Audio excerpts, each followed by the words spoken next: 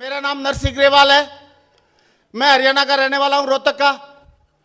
और जब ये बिजनेस को देखा था तो मैं फौज में नौकरी करता था एज ए हवलदार क्लर्क की आर्मी मेडिकल कोर में। और बिजनेस को देखने के बाद मुझे लगा कि इसको करना चाहिए। और मैंने दो बातें सोची, अगर मैं इसको करता हूं तो क्या हो सकता है, नहीं करता हूं तो क्या हो सकता है। तो मैंने एक बंदे से सलाह ली। मैं बोला यार बिजनेस तो बढ़िया लग रहा है, ये इसको करना चाहिए कि नहीं करना चाहिए। उसने बोला साहब पैसे डूब सकते हैं, 8,000 का नुकसान हो सकता है। तो मैं बैठ के एक बार सोचने लगा। क्या मैंने सोचा, आप जानना चाहोगे? मेरे को हाँ ना में जवाब चाहिए, यस और नो में। और जिसके भी मतलब मुंह में जबान है सारे लोग यस या नो बोलेंगे। अगर किसी भाई बहन के मुंह में तकलीफ है तो गर्दन हिलाएगा, ठीक है? हिला सकते हैं? यस और नो? तो दोस्तों मैंने सोचा अगर मुझे नुकसान इसमें हुआ तो ज्यादा से ज्यादा कितने का होगा? 8,000 का। और अगर इसमें मान लो मैं सक्सेस हुआ, सफल हुआ, तो इसमें मैं करोड़पति बन सकता हूं, यस और नो? लाखों रुपए महीने कमा सकता हूं, यस और नो? बढ़िया गाड़ी चला सकता हूं, यस और नो? बढ़िया घर बना सकता हूं, यस और नो? बीबी का असली हस्बैंड, जो मर्द, बीबी का असली मर्द कौन होता है? जो उसकी ख्वाहिश पूरी कर दे, यस और नो? और बच्चों का असली पापा कौन होता है? जो बोले उनको दिला दे, यस और नो? तो मैं बोला अच्छा, बच्चों का असली पापा बन सकता हूं, बीबी का असली मर्द बन सकता हूं, माँ बाप का अच्छा बेटा बन सकता हूं, और गाड़ी बंगला हवाई जहाज सारी चीजों का एंजॉय कर सकता हूं। तो दोस्तों 8,000 का रिस्क इन सब चीजों के सामने छोटा है या बड़ा है? छोटा है। लेना चाहिए था कि नहीं? मुझे लेना चाहिए था। चलो आप लोगों ने बोल दिया कि भाई चढ़ जा पांडे, हम आपके पीछे हैं, तो मैंने रिस्क ले लिया और मैंने इसमें काम करना शुरू किया। जब काम करना शुरू किया तो शुरुआत में तो मैंने सोचा था कि जिसको भी बताऊंगा वो जरूर समझ जाएगा, क्योंकि मैं समझ गया तो मेरे जैसे समझदार और भी हैं इस दुनिया में, यस और नो? लेकिन जैसे ही 5 लोगों को बताया, पांचों के पांचों ने मना कर दिया। मेरी हवा निकल गई और मैंने अपलाइन से बात की कि सर 5 लोगों को बताया था, सबने मना कर दिया, मुझे नहीं लगता कि मैं डायमंड बन पाऊंगा। तो 5 लोगों ने, सर ने हमारे जो मेरे अपलाइन थे, उन्होंने जिन्होंने ज्वाइन कराया, मैं जरूर उनको धन्यवाद देना चाहूंगा, सैल्यूट करना चाहूंगा दिल से कि उन्होंने मुझे ये प्लान दिखा दिया। अगर प्लान नहीं दिखाया होता तो शायद मैं आज स्टेज पे नहीं होता। और वो कोई नहीं है, वन एंड ओनली इस सिस्टम के और ट्रिपल-एस के पावर हाउस मिस्टर ओम प्रकाश जी। मैं चाहूंगा उनके लिए एक जोरदार ताली हो जाए दोस्तों, जोरदार ताली।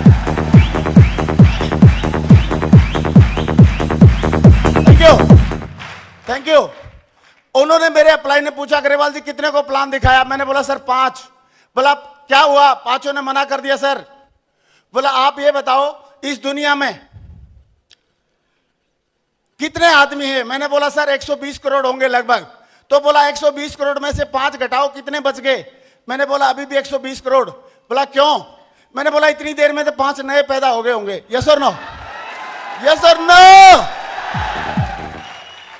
तो बोले आप घबराओ मत कि आदमी खत्म हो जाएंगे, जितने को तू दिखाएगा उससे ज्यादा नए प्रोडक्ट तैयार हो जाते हैं 2 मिनट में। सही है? तो चिंता नहीं करना बिल्कुल। और आप प्लान बताओ 2 लोगों को। मैंने बोला सर ज्वाइन नहीं करते तो क्या करूं? बोला उसको तेरा ठेका नहीं है, कोई ज्वाइन करता है नहीं करता है, तेरा काम है लोगों को प्लान दिखाना और लोगों का काम है हाँ या ना करना।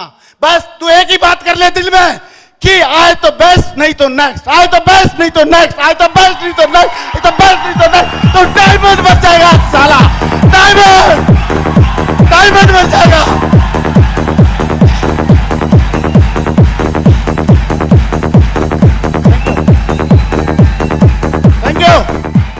Thank you. और मैंने सोचा यार आए तो बेस्ट और नहीं तो नेक्स्ट करने से अगर डायमंड बनता है तो बनना चाहिए कि नहीं बनना चाहिए? बनना चाहिए कि नहीं बनना चाहिए? यस और नो? कितने लोगों को लगता है बनना चाहिए? एक बार हाथ खड़े करके दिखा। Thank you.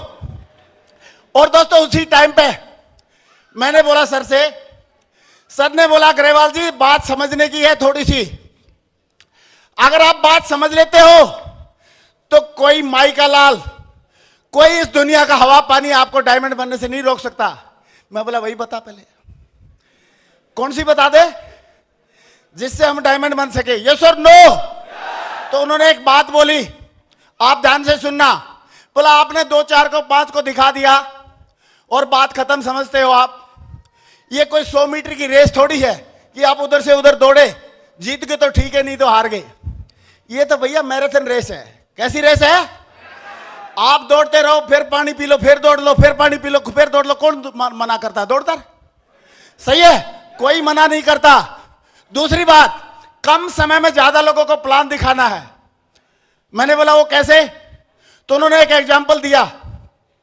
आप लोगों ने गोली सुना होगा, गोली कंचा, कंची या कंचा या जो भी है, गोली सुना? और बोला एक गड्ढा होता है, उसको क्या बोलते हैं? क्या बोलते हैं? अच्छा, कोई बोलता है गुच्चू, कोई बोलता है गड्ढा, जो भी है सही है। ओके, तो बोला ग्रेवाल जी अगर आपके हाथ में एक गोली है, कंचा है और एक गड्ढा है, उसमें आपको डालना है एक, तो आप डालोगे दूर खड़े होके? मैं बोला सर कोई गारंटी नहीं है, कोशिश करेंगे, डलेगा तो ठीक है, नहीं डलेगा। बोला अगर आपके पास 2 गोली हैं, 2 कंचे हैं, तो आप फिर आप डाल दोगे? मैंने बोला सर फिर भी भगवान का नाम लेना पड़ेगा, दोनों में से एक डल भी सकता है, नहीं भी डल सकता है। लेकिन बोला ग्रेवाल जी अगर आपके हाथ में 100 गोली है, कितनी गोली है? 100 कंचे हैं, 100 कंची हैं, और अगर आपने 100 कंचे उस बिल में फेंकोगे तो 2 4 डल जाएंगे कि नहीं डल जाएंगे? मैंने बोला सर साला आंख बंद करके फेंकूंगा तो भी 2 4 तो डल ही जाएंगे। Yes sir no, yes sir no, डल जाएंगे कि नहीं डल जाएंगे? Thank you. मैंने बोला सर डल जाएंगे, आप लोग बताओ डल जाएंगे कि नहीं? फिर बोला डरना किसका? ग्रेवाल जी बाजार में कंचों की कमी है क्या? पकड़ पकड़ के डालते जाओ, ये प्लान जो है आपका वो गड्ढा ही है, उसमें ले ला के डालते जाओ। 150 डालोगे तो पता लगेगा आपको, आपकी रिकमेंडेशन पूरी होगी और आपका काम शुरू हो गया। मैंने सोचा ये फार्मूला तो बढ़िया है, अपनाना चाहिए कि नहीं अपनाना चाहिए? यस और नो? लेकिन लोग उसी टाइम पे दिमाग लगाना शुरू करते हैं। उसी टाइम पे आप लोगों ने सुनी होगी, मैं आज फिर सुनाऊंगा। 3 बच्चे थे चिड़िया के, उसकी कहानी सुनी होगी लेकिन मैं आज जरूर सुनाऊंगा। एक चिड़िया के 3 बच्चे थे और उनको उड़ना सिखाना था। तो ऊंचे पेड़ पे, पहाड़ी के ऊपर एक पेड़ था, उस पे लेके गई चिड़िया और उनको बोला, पहाड़ी उस पेड़ पर से धक्का मारती थी ताकि ये उड़ना सीख ले। तो पहले वाले को, चिड़िया को बोला, बच्चे को बोला चिड़िया ने, चिड़िया जो माँ थी उसने बोला बेटा ऐसा है, मैं आपको यहां से धक्का मारूंगी, आप एक वेग से, स्पीड से नीचे की तरफ जाओगे, लेकिन आपका काम केवल एक ही है, पंख हिलाते रहना। क्या करते रहना? गर्दन ऊपर रखना और पंख हिलाते रहना। तो बोला ठीक है मम्मी। पहले वाले को धक्का मारा, उसने थोड़ी देर पंख हिलाए, लेकिन बड़ी स्पीड से नीचे जा रहा था, ग्रेविटेशन फोर्स खींच रहा था नीचे की तरफ। तो नीचे जा रहा, वो बच्चा डरने लगा। उसने सोचा यार मैं तो नीचे जा रहा हूं, गिर जाऊंगा और गिरूंगा तो मर जाऊंगा, मुझे लग रहा है मम्मी कुछ बताना भूल गई और मुझे कुछ और करना चाहिए। तो उस टाइम पे पंख हिलाने के अलावा और क्या कर सकता है? वो एक ही काम कर सकता है, पंख हिलाने बंद कर सकता है। और उसने बंद कर दिए और टपक गया, टपकते ही मर गया। सही है? दूसरे बच्चे को समझाया, बोला देख पहले वाला गया, तूने देख लिया, बीच में रुक गया पंख हिलाने से, अभी तू रुकना नहीं बेटा, पंख हिलाते रहना, एक स्पीड तक नीचे जाओगे, पंख हिलाते रहना, एक ऐसी सिचुएशन आएगी आप स्टेबल हो जाओगे और फिर पंख हिलाते रहोगे तो ऊपर उड़ जाओगे। तो दूसरे वाले ने भी छलांग लगाई और पंख हिलाया। एक स्टेज के बाद काफी नीचे चला गया और डरने लगा, घबराने लगा, और फिर पंख हिलाता रहा हिम्मत करके, तो ऐसे स्टेबल चलने लगा। और उसी टाइम पे उसको ख्याल आया कि यार मैं तो ऊपर की तरफ उड़ ही नहीं पा रहा हूं, लग रहा है मम्मी कुछ बताना भूल गई, मुझे कुछ और करना चाहिए। और करेगा तो क्या करेगा? पंख हिलाना बंद, और वो भी टपक गया और मर गया। तीसरे वाले बच्चे को बोला कि बेटा 2 भाइयों का देख चुका है तू हाल, अभी तू पंख हिलाना बंद मत करना, अगर तू पंख हिलाता रहेगा तो पक्का स्टेबल हो जाएगा और फिर ऊपर भी उड़ जाएगा। तो तीसरे बच्चे ने बोला नहीं मम्मी अभी गलती नहीं करूंगा, और उसने ऐसे ही छलांग लगाई, पंख हिलाते रहा, वो भी नीचे आया, फिर भी पंख हिलाते रहा। लेकिन जब स्टेबल सिचुएशन आई तब भी उसको भी डर लगा, लेकिन फिर भी पंख हिलाते रहा, और ऊपर की तरफ उड़ गया और उड़ना सीख गया वो। Thank you. इसका मतलब यह है कि मैंने जैसे ज्वाइन किया या हमारे सर लोगों ने जैसे ज्वाइन किया, ऐसे ही हमने भी पंख हिलाए, हमको भी डर लगा, हम भी नीचे की तरफ गिरे, हम भी मतलब पीछे नीचे की तरफ ग्रेविटेशन फोर्स जब और बच्चों के लिए काम किया वो हमारे लिए भी काम किया। लेकिन अपलाइन ने बोला बेटा पंख हिलाते रहना। क्या करते रहना? पंख हिलाते रहने का मतलब प्लान दिखाते रहना और हर एक मीटिंग में जाते रहना, प्लान दिखाते रहना, हर एक मीटिंग फंक्शन में जाते रहना, प्लान दिखाते रहना, हर एक मीटिंग फंक्शन में जाते रहना, और एक दिन ऐसा आएगा तू पक्का डायमंड बन जाएगा। और हम डायमंड बन गए। यही एक राज है। Thank you. लेकिन दोस्तों हम लगे रहे, आगे आगे थोड़ा सा रिजल्ट निकलना शुरू हुआ। लेकिन जैसे ही रिजल्ट आपके निकलते हैं या किसी के भी निकलते हैं तो उसका फिर ग्रेविटेशन फोर्स काम करता है। मेरे साथ भी काम किया, क्योंकि पहले जमाना और था, अभी जमाना और है, और ये जमाना बदलता रहता है। अभी मैंने जैसे ही मुझे 2 डीडी मिले एक दिन, उसी दिन मैं बैंक में गया, डीडी बनाने के लिए मैंने फॉर्म भर के दे दिया और पैसे दे दिए। उसने ठप्पा मारकर रसीद दे दी और मेरी तरफ देख के बैंक के उस कैशियर ने बोला, क्योंकि मैं ड्रेस में था, बोला भाई साहब देखने में शरीफ लग रहे हो, फौजी आदमी हो, खुद तो फंस गए, दूसरों को क्यों फंसा रहे हो? मैंने सोचा यार ये तो बड़ा उल्टा काम हो गया, गलती होगी। मुझे ये भी अक्ल नहीं थी, मुझे ये भी नहीं मालूम था कि डीडी कैंसिल हो सकता है। लेकिन मैं तुरंत लुटा पिटा हुआ सा महसूस करके माथे पे पसीना आ गया और मुझे पीला पीला दिखाई देने लगा और मैं नीचे की तरफ आया। और जब ऐसी सिचुएशन किसी के साथ हो तो उसको उस समय पे कौन याद आता है? अपलाइन? यस और नो? तो दोस्तों मैं आया और मैं नीचे आके अपने अपलाइन को फोन लगाया। मेरे अपलाइन उस टाइम पे जबलपुर में थे, ओम प्रकाश जी, मिस्टर ओम प्रकाश जी। तो मैंने फोन लगाया तो उन्होंने फोन उठाया, बोला हाँ ग्रेवाल जी। मैंने बोला सर ग्रेवाल बोल रहा हूँ आगरा से। बोला हाँ ग्रेवाल जी। मैंने बोला सर 2 डीडी बैंक में बनाने के लिए आया हुआ था। बोला वेरी गुड, कांग्रेचुलेशन, बहुत बढ़िया। मैं बोला आगे तो सुनो। बैंक वाले भाई साहब ने ऐसे ऐसे बोला है।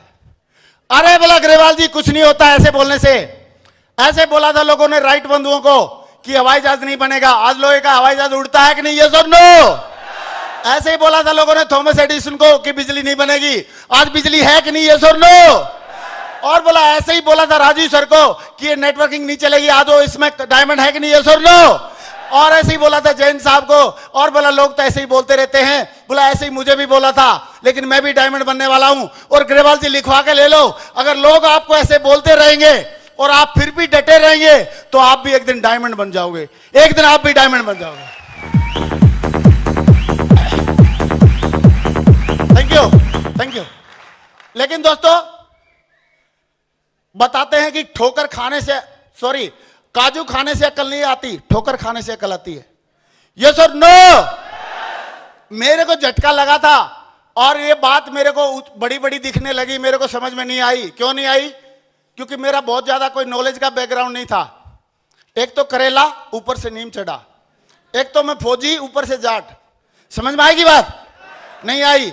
मैंने बोला सर सिंपल भाषा में अगर आप समझा सकते हो तो आप समझा दो, अदरवाइज कोई बात नहीं है, आपकी हमारी नमस्ते। तो उन्होंने एक बात बोली। क्या बात बोली आप जानना चाहोगे?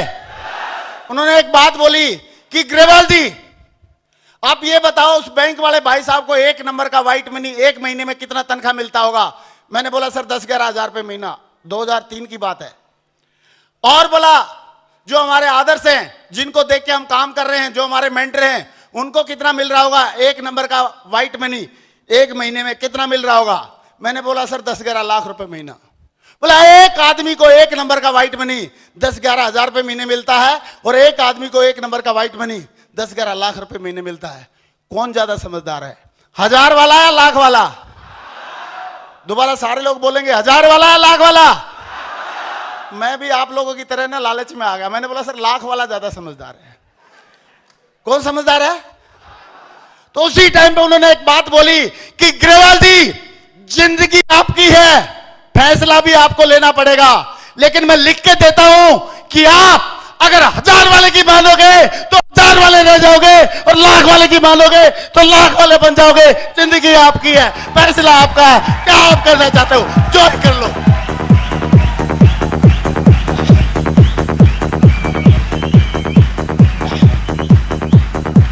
Thank you, thank you.